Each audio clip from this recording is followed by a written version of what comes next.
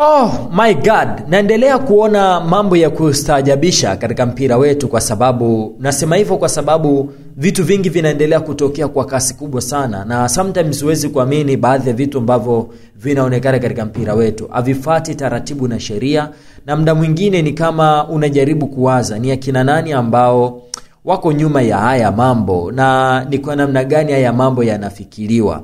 Siku ya jana tulishuhudia Karimbo Imanda akizungumza na vyombo vya habari, na akasema kwamba siku ya leo zitatoka taarifa nyeti ambazo kimsingi mpaka sasa hivi hizo taarifa nyeti bado hazijatoka.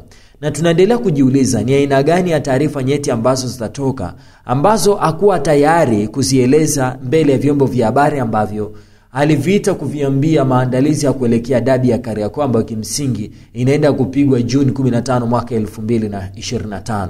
Ni mambo meusi ambayo yanaendelea kutokea katika mpira wetu. Wakati watu wakisubiri taarifa kwa umma, kuna watu wanaendelea kuchochea vimoto vidogo vidogo ambavyo kwangu mimi nadhani havina maana yoyote. Simba Sports Club jana na wao kuna baadhi ya mambo ambayo waliyastukia, na kwenye haya mambo wakaamua kutoa taarifa kwa umma na kuwaambia mashabiki wa klabu ya Simba. In case jana ukusikia nilichokisoma, naomba pia nikusomee tena hiyo barua. Nasema klabu ya Simba inawaarifu umma na wanachama na wapenzi kuwa itaingia uwanjani siku ya Jumapili tarehe 15 Juni mwaka 2025 kushiriki mchezo nambari 184 kama ilivyopangwa na bodi ya ligi kuu Tanzania. Mabadiliko yoyote ya kujaribu kuahirisha mchezo huo ni batili na ni kinyume na taratibu za uendeshaji wa mpira miguu.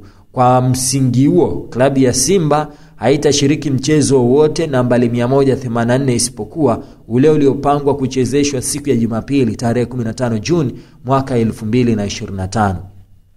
Tunawaomba wanachama na wapenzi wa klabu yetu kujitokeza kwa wingi kujaza Benjamin Mkapa siku hiyo muhimu ili kuiunga mkono timu yetu.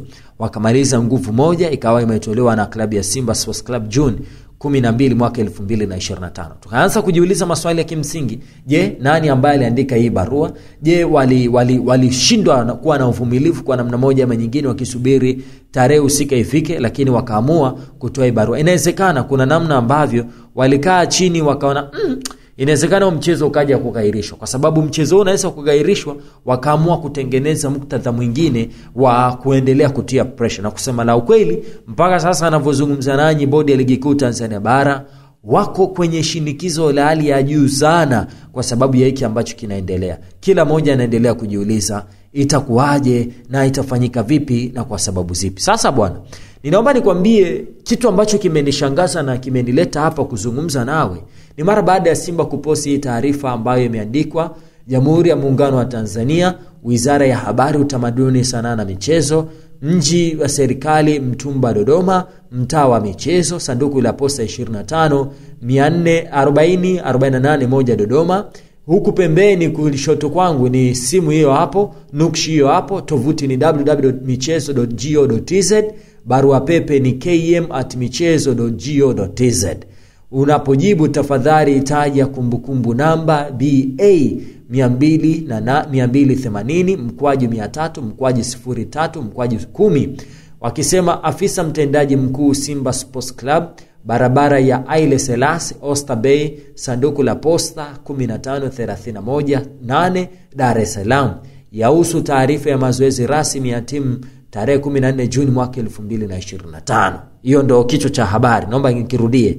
Yahusu taarifa ya mazoezi rasmi ya timu tarehe 14 Juni mwaka 2025. Tafadhali usika na somo tajwa hapo juu. Wizara imepokea barua yako yenye kumbukumbu namba SSWSM-09/06/2025/01 ya tarehe 9 Juni mwaka 2025 kuhusu taarifa ya mazoezi rasmi ya timu ya Simba tarehe 14 Juni mwaka 2025.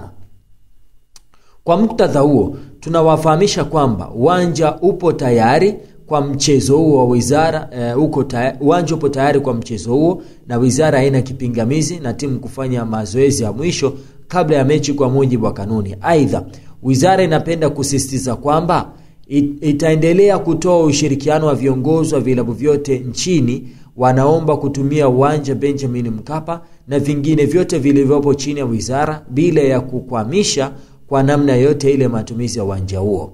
Jambo la 4, aidha mnakumbushwa kukamilisha taratibu zote za maandalizi ya mechi ikiwemo kushiriki pre-match meeting ambayo uratibiwa na msimamizi wa ligi na kwa mujibu wa taratibu za ligi, na kushukuru kwa ushirikiano.